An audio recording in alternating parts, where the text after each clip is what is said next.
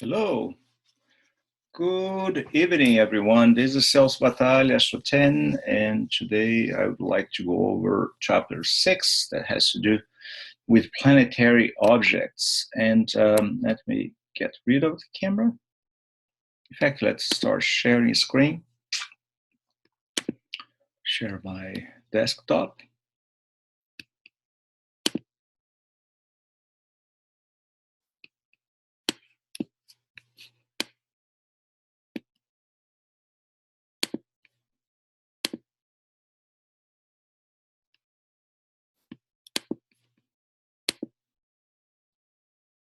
Okay.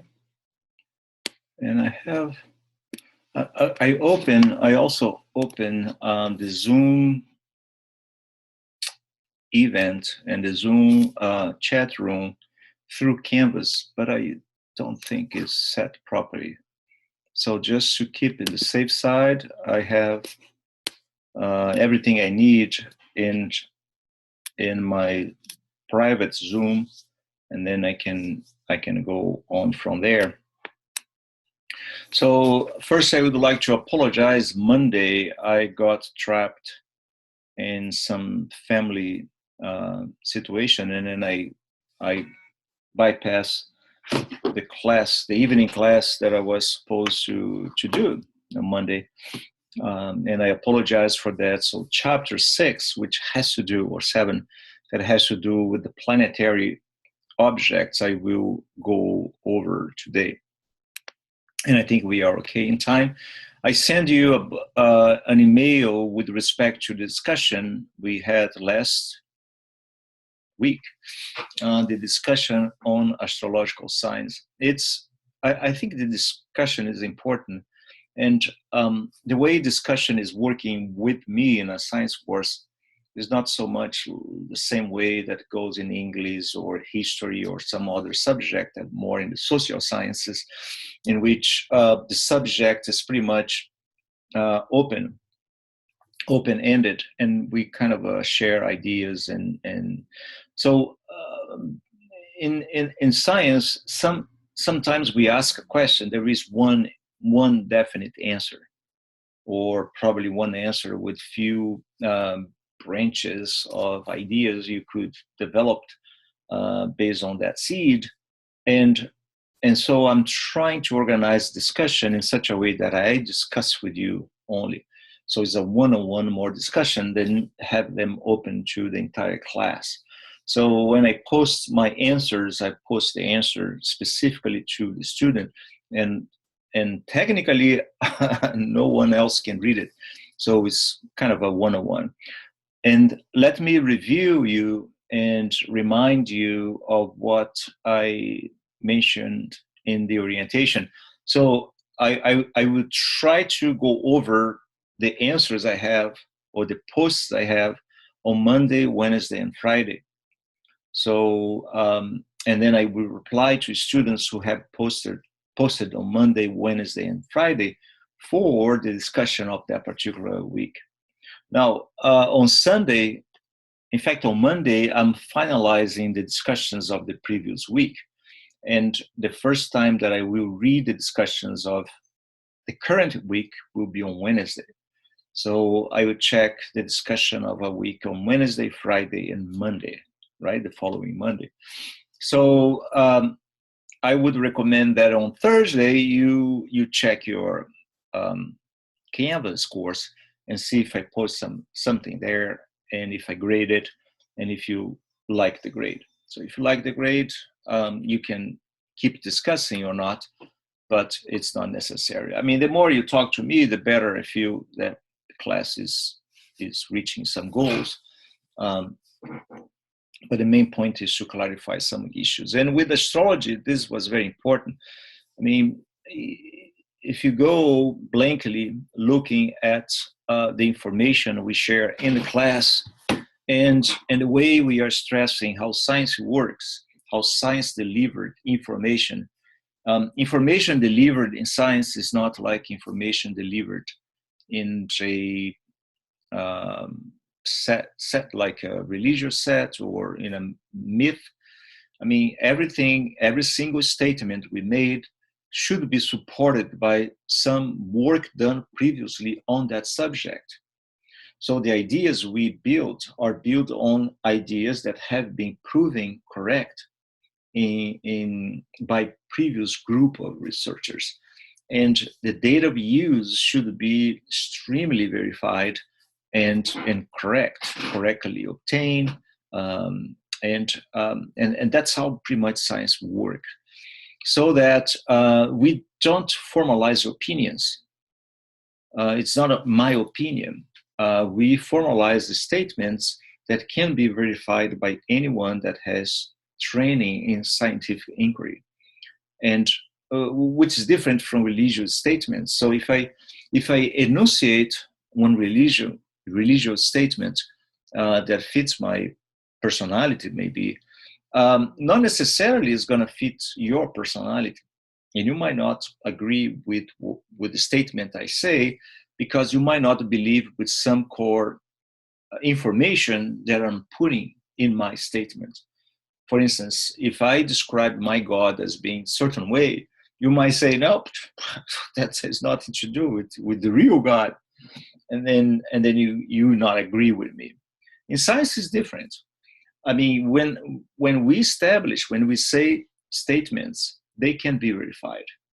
Sometimes it so happens that two theories attempt to explain a given set of data, and they are not able to, because there is not enough information. There is a fuzzy area.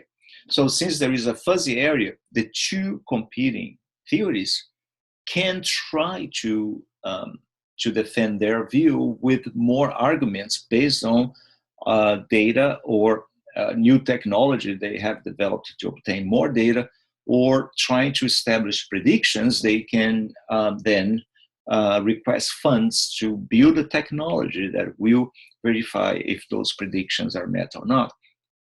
But the main point is, sometimes you might have two opposing ideas coexisting in the field of science. In cosmology, for instance, there are several situations like that. And they coexist because both of them are self-sufficient. Both of them can explain the wealth of data we have observed up to that moment. Both of them are based in sound logic and in theories that have been proven to be correct. And so they are there. And so the statements they made about reality are as good as the other. But eventually, development, technology, and evolution will come that will enable astronomers to collect a certain data, and that data might rule out one of the theories. It can't work. And I give an example. When I was working on my PhD, there were two competing theories attempting to explain why the solar chromosphere was hotter than the solar photosphere. So the solar chromosphere lies above the solar photosphere, and there is a decrease in temperature all the way to the end of photosphere, and suddenly this temperature rises up. So how is that possible? Which mechanism is rising up the temperature in the chromosphere? And in corona goes to a million Kelvin. And we are going to learn that in chapter 9 or chapter 10. So this inverse in temperature trend, so which mechanism is producing that? So in my field, in the 80s, there was two competing theories. One theory was that sound waves, acoustic waves generated in the solar convective zone were responsible for that. And there was all calculations done consistently and correct, showing that the amount of energy sound waves would dissipate in the chromosphere would be enough to explain the rise in temperature. And there was another theory called the magnetic theory that would predict that certain types of magnetic waves called alpha waves would be responsible for doing that. And those theories exist, for several years. up to the point that eventually a satellite named Einstein was launched, and that satellite observed X-rays associated with regions of strong magnetic field. And when that was done, it was proven that alpha waves, the magnetic waves, were responsible for providing most of the heating we observe in the chromosphere and corona, and the other one just got out of market immediately. You don't see this type of things happening in the realm of religion.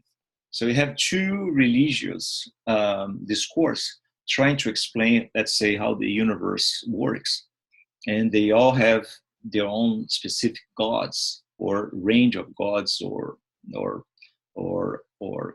archangels or not, but they have their own cosmological view of the universe, and they are secular in the sense that they exist forever. And since they are based on arguments and statements that cannot be verified, they can exist forever. And it's up to you to believe on them or not.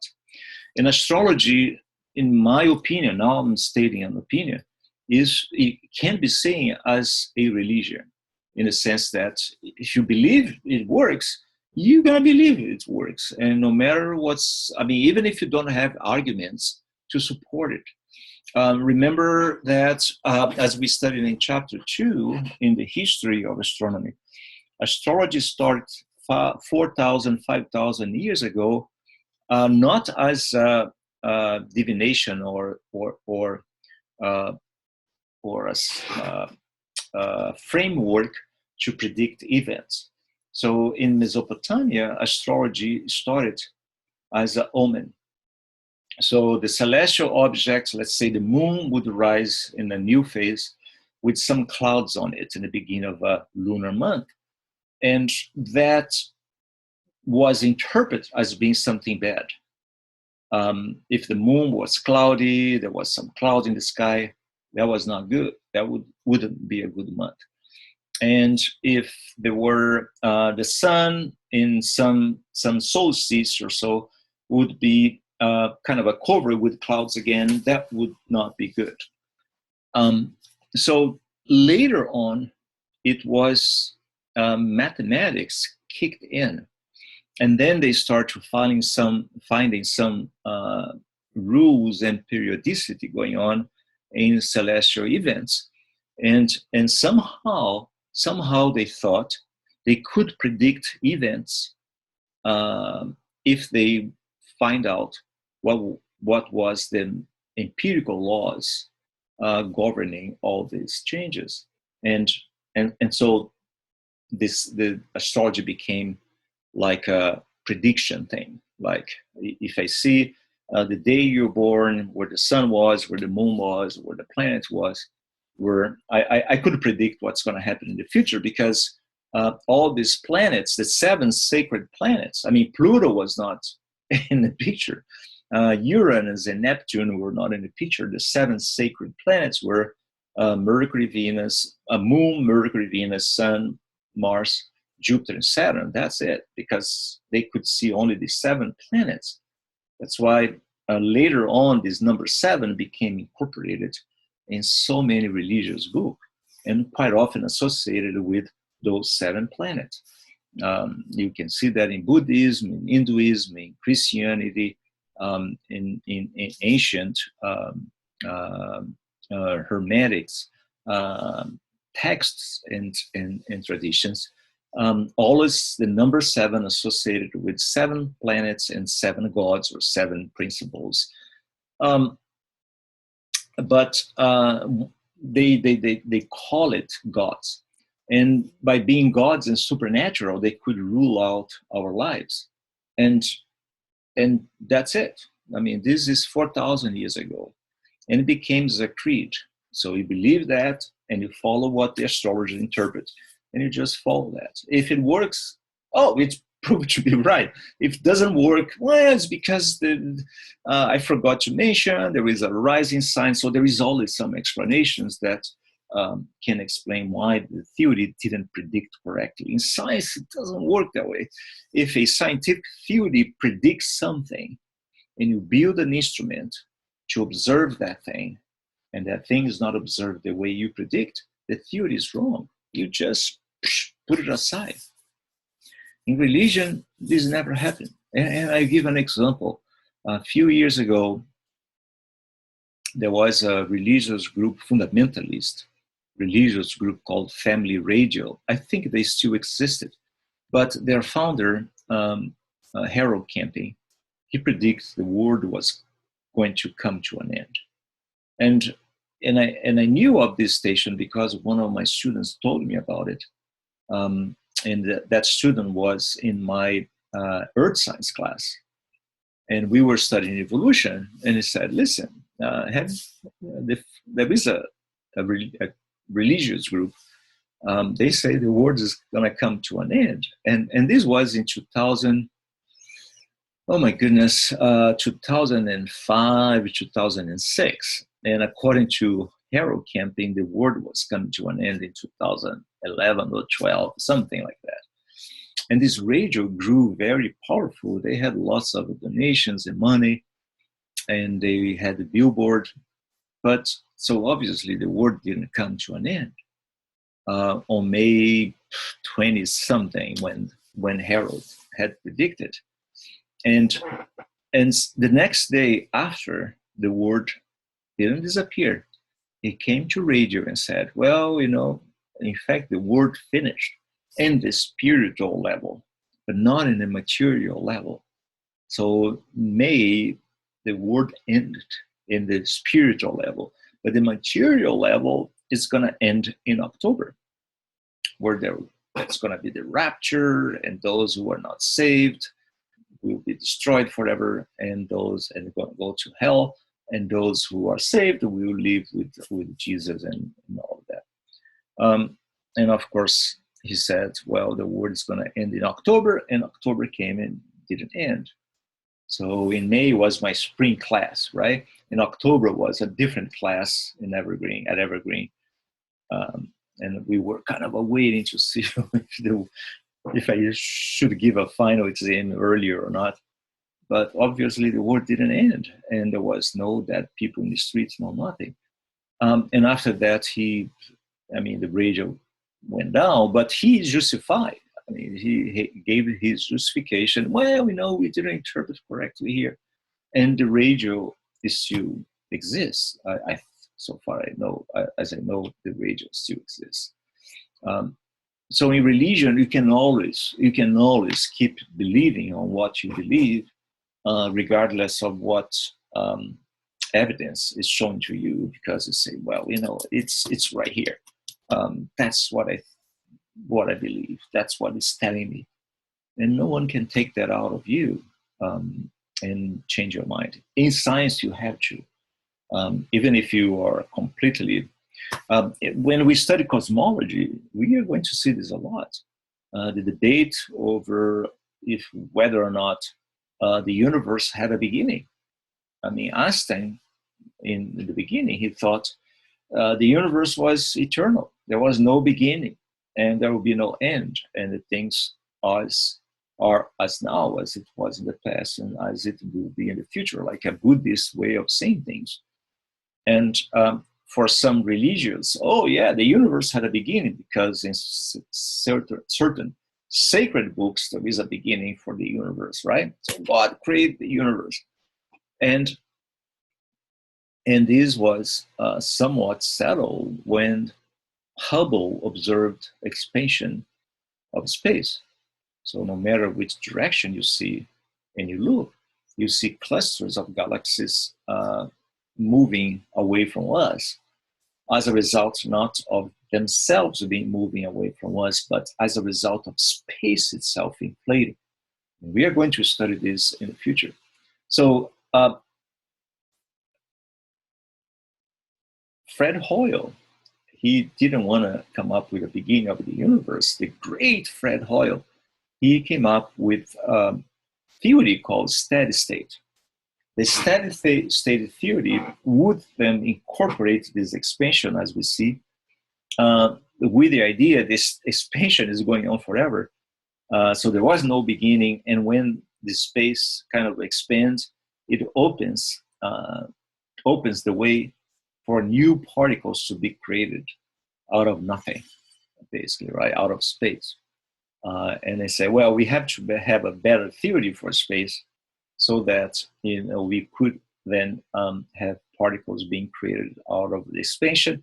And then as new particles are created, new galaxies will be created, and then new stars will come, and the universe keeps just the same as always, kind of like in an Einstein view.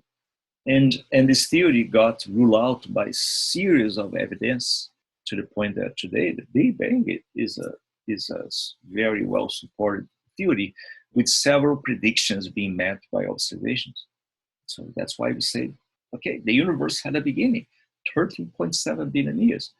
It's not because we believe on that, it's because we have the data for it. And the data confirm these statements. So going back to astrology, there is no theory that supports the claims of astrology. Again, the planets are not just 7. I mean, planets, in fact, the term planets can change anytime. It, in fact, indeed changed. The sun and moon were planets. Now they are not planets anymore. The sun is a star, and moon is a satellite, Earth's natural satellite. And there are not just Mercury, Venus, and Mars, and Jupiter and Saturn as a planet together with Earth. But now we found that Uranus and Neptune, Pluto in 1930 became a planet. And then they took out of the picture as a planet because it was too inclined and didn't clear up its orbit. And now we know there are a group of objects called dwarf planets, and Pluto is one of them. And one of its satellites is one of them too, Charon. And there are other objects labeled as dwarf planets populating our solar system. So, and the main point in astrology that it doesn't confirm with reality is precession of equinox. So if you are curious, if you are interested and find the truth, if that is your goal, you should then, based on the fact that you learned chapter 2 well, you should go to the Stellarium software that I mentioned in orientation. And if I might have given the links to the software in our Canvas course, is a free software you can download to your computer. And then you can just see the sky today as it is today, and determine that the sun, the moons, and the moon and the planets are in the proper position as the astrologer will tell you. But when you look at the sun's position in the sky, it's completely wrong. So the astrologers, just to keep the zodiac the way it was 3,000, 4,000 years ago, what they do, they describe the position and they tell you the position of the planets in the right way. And the reason is you see the freaking planets in the sky, like Mars, you see the Mars in the sky against the Scorpio. And then you know Mars is there. You cannot fake that. But no one knows where the sun is in the sky because we don't see the constellations where the sun is in the sky during daytime. It's too bright. The only thing we see in the sky is sun, an airplane, and sometimes birds passing by. But we don't see the constellations in the background, right? It's just the sun. And by the way, never look straight at the sun. We might see the moon in the sky, right? Especially if you are trained and you know where to look at. But in general, the only sure object we see in the sky during daytime is the sun. But certainly we don't see the constellations. But just to keep the sun in Leo in July 31st, or to keep the sun in Aries in March 21st, the astrologers did some trick thing, which is it's not honest. They took the sun and said, okay, the planets should be in the right place. Well, okay, we can see the planets, that's fine. But the sun, they forced the sun to be against the constellations of the sky as the sun was 3,000 years ago. And then is the most funny thing, and I can show you if I bring the Starry Night software, and I was answering one student, and I developed and I brought the software here. So let's say somebody is born in let's say July. Oops, let me clean it up a little bit. Just a second.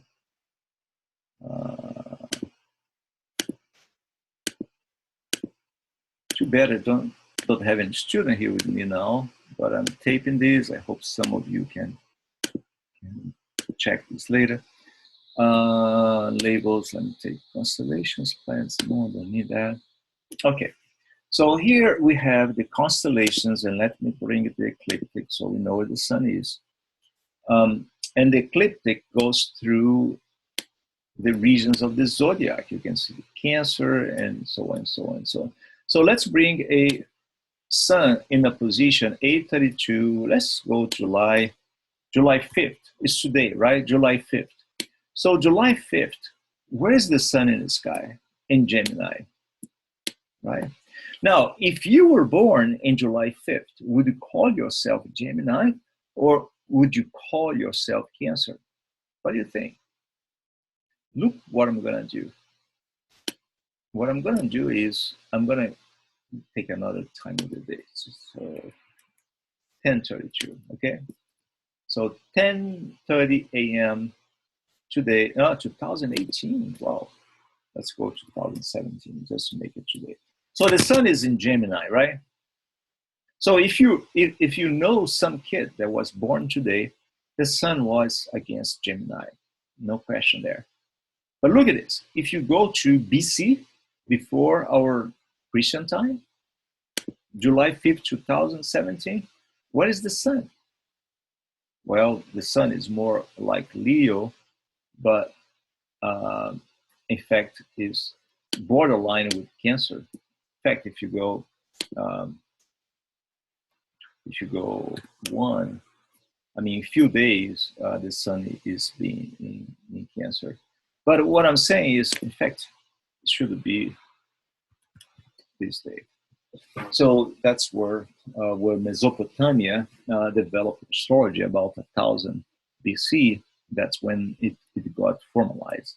So the sun was in Cancer. So if you are July 5th person, they're gonna call you Cancer, right? With some influence of Leo because of this borderline thing, right?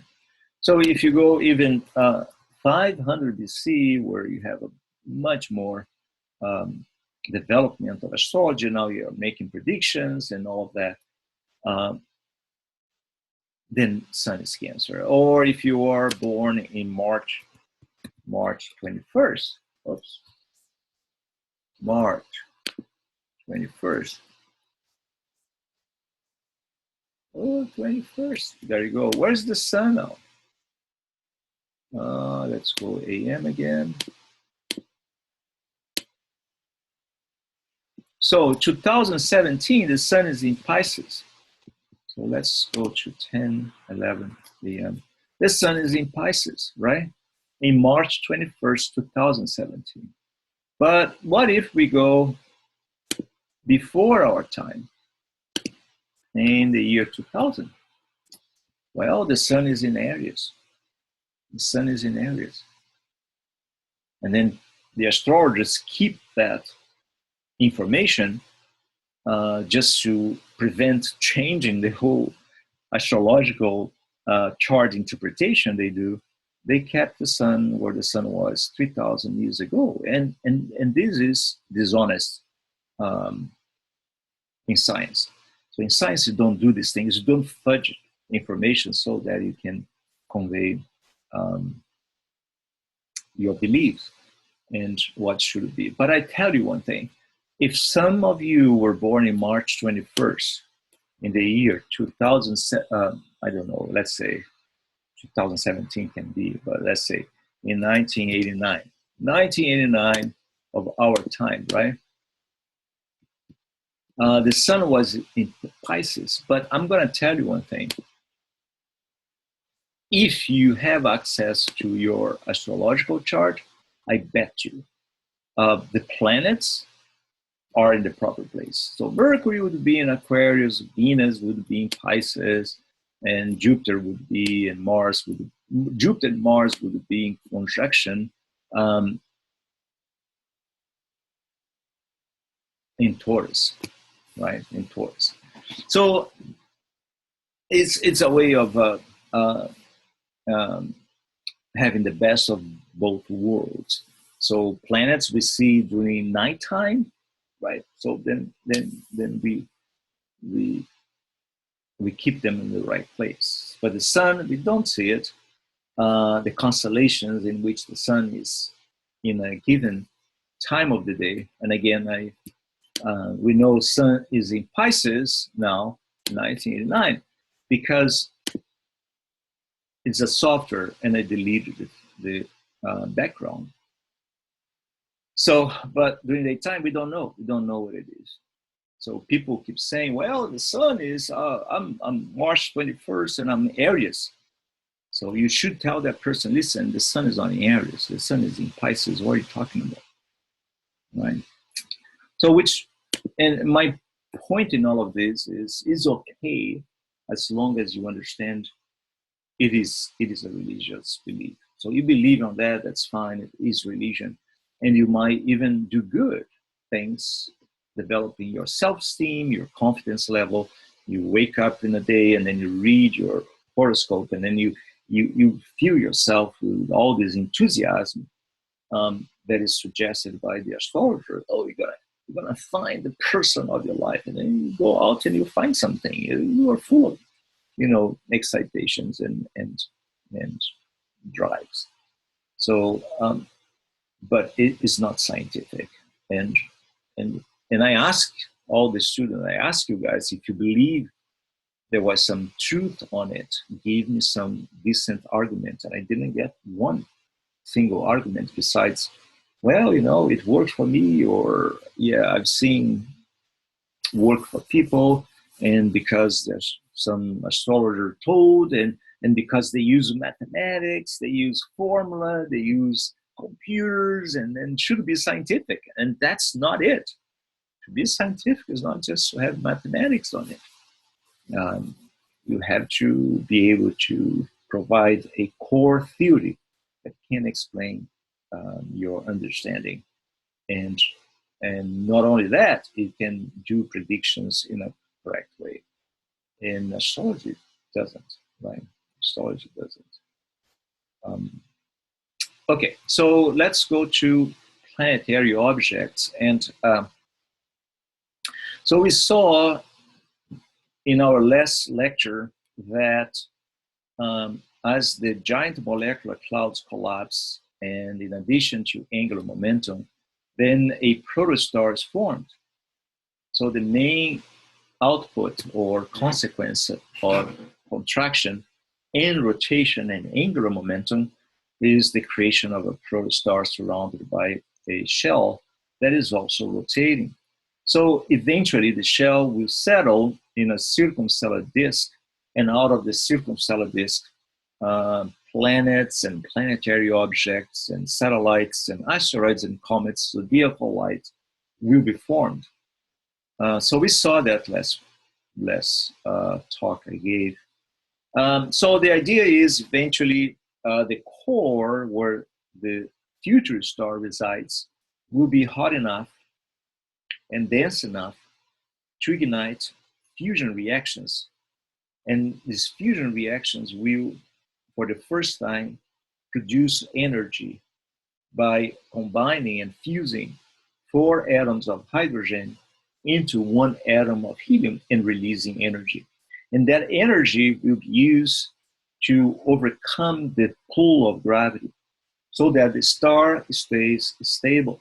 The star doesn't contract because of gravity. The star doesn't expand because of gas pressure.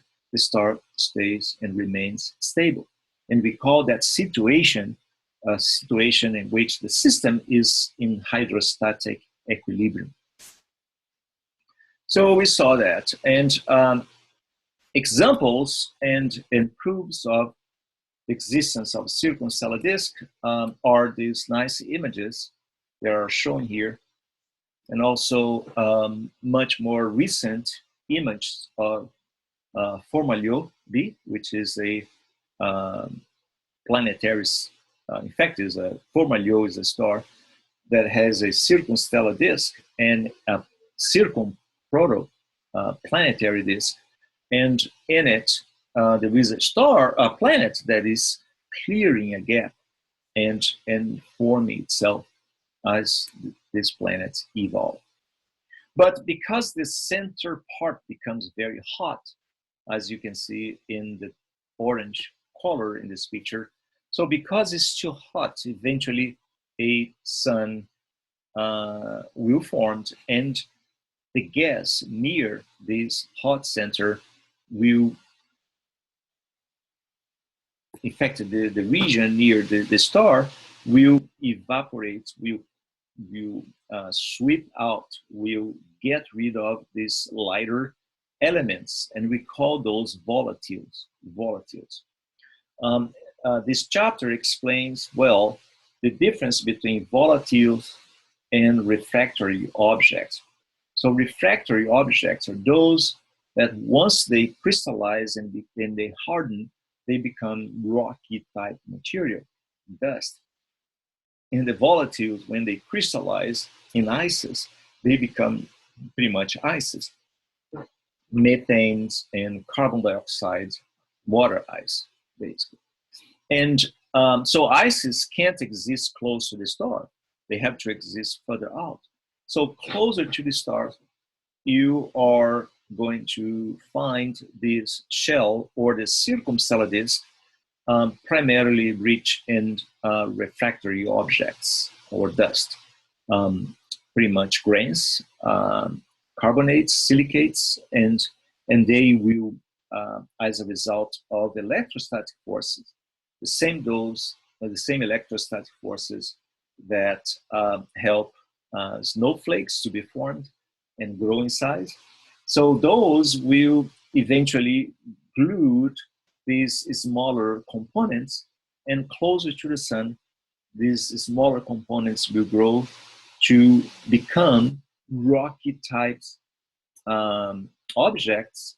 And when they grow to be few kilometers in size, we call them planetesimals.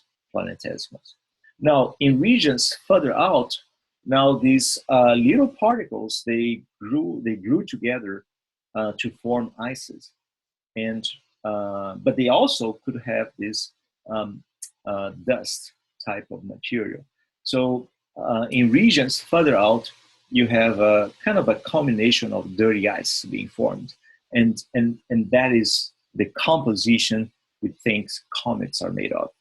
Okay, so close to the sun, if you think about Mercury, Venus, Earth, and Mars, Moon, and the asteroids, they are rocky type because of the sun's heat.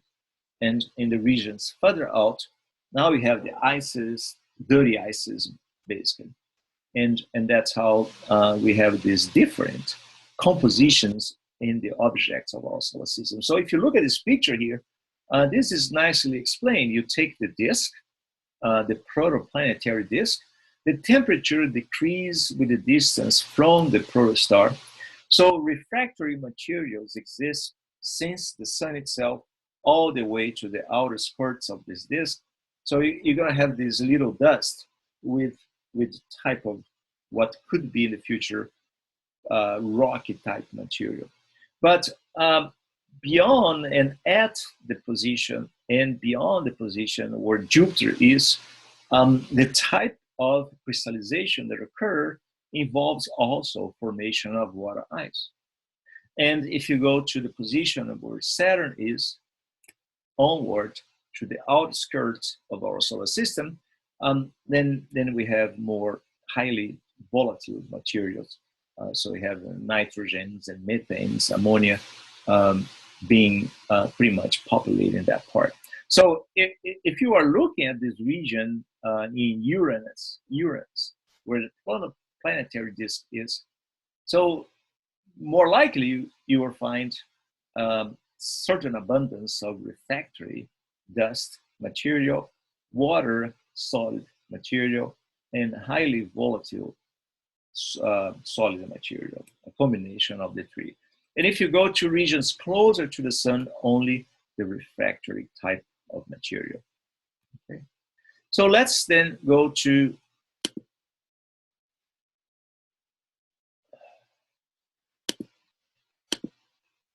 the terrestrial worlds. So terrestrial worlds are Mercury, Venus, Earth, Mars, Moon, our Moon, and also, take this away, and also the asteroids. Asteroids are also part of the same deal. Okay, and so these planets is beginning with Mercury because it's closer to the sun. It is rich with more of metal oxides than Mars. So the concentration of metals diminish as you go from Mercury all the way to Mars. In other words, if you think about the density, which is a ratio between the mass and the volume content of a planet, has a tendency of diminish as you go from Mercury all the way to Mars as a result of this different chemical composition as a result of the heat emitted by our star sun. Now, looking at craters, impact craters, tectonism, volcanism, erosion. So all these four processes helped to form Earth and to shape Earth the way we know.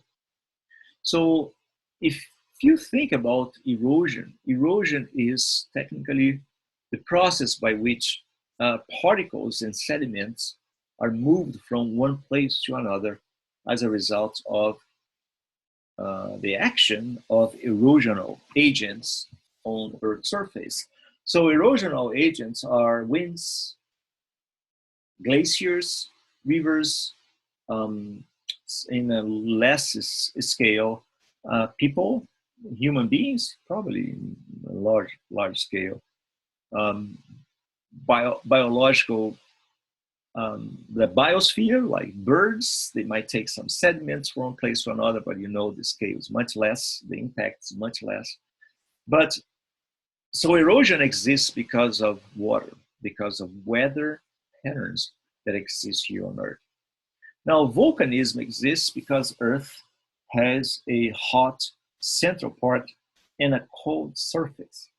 So because of this differential in temperature, it favors mass motion of material on the core of Earth all the way to the surface. And tectonism is this theory by which plates or Earth's surface is divided in plates, and these plates have their own independent motion. Sometimes plates collide, giving rise to the formation of mountains. Let me show you one thing quickly here. I think I can share that with you and you'll be able to see it. This is a very cool simulation. I just need to be able to get my browser working. Okay.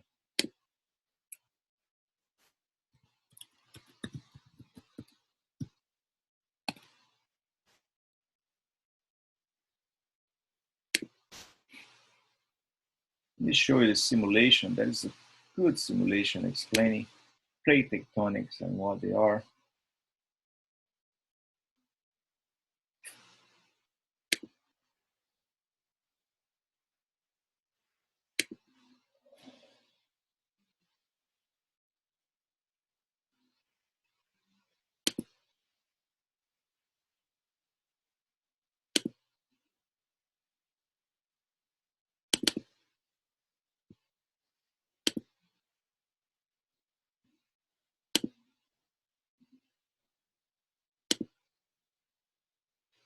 Oh boy.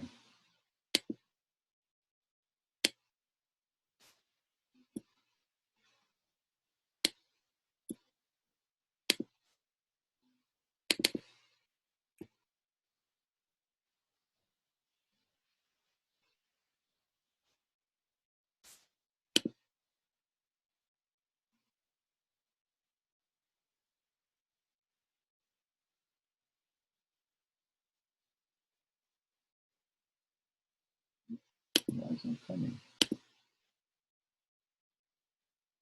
Can't be open because it is gone.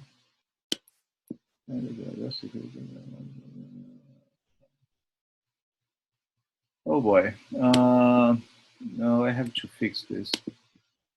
How can I fix that? Yeah, it's not gonna through. Yeah.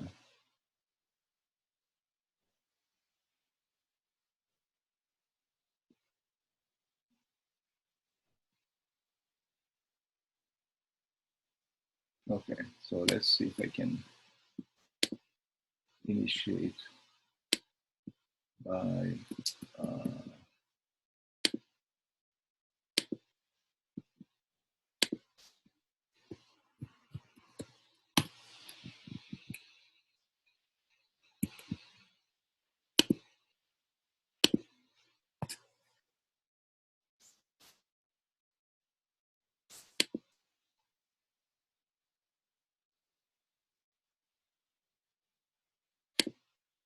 man, I'm getting lost here.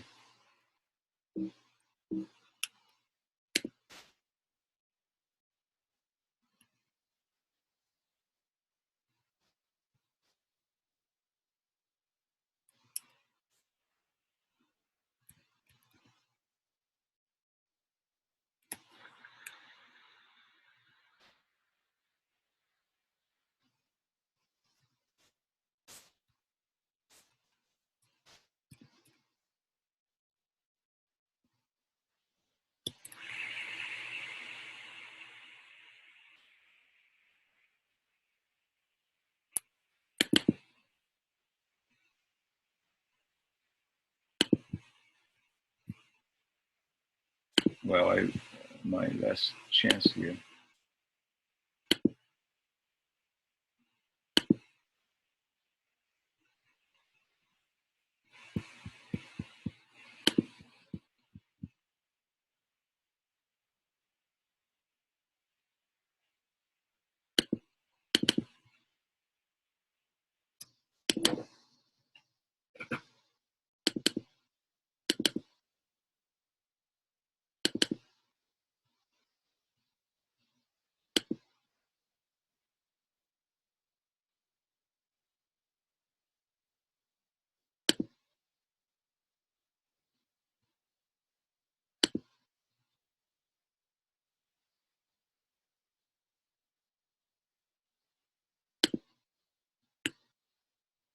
Let's see if it's gonna come.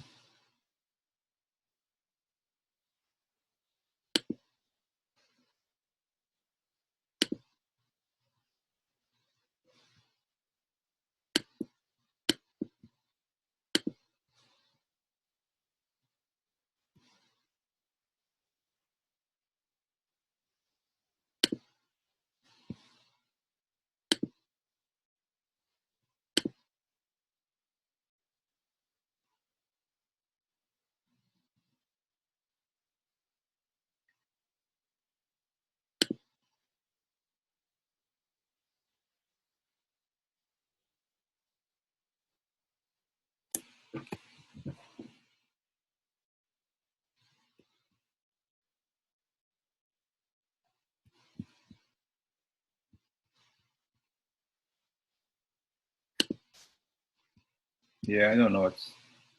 Yeah, I don't think I did. Sorry about that. That's the one account, and I don't have the Fat Colorado going on. It didn't open. Now my Java is out of date, so sorry about that. But if you look at Fat Colorado, do a Google on it, PHET dash Colorado, then you can run animation. Why don't we do that? Let's continue with this chapter tomorrow, and tomorrow I will open the discussion with this animation, and then we can talk about and make a small discussion online based um, on this week discussion. So today I will read your post on the discussion, and then we go over from there. Okay. So good night to all of you, and see you some other time.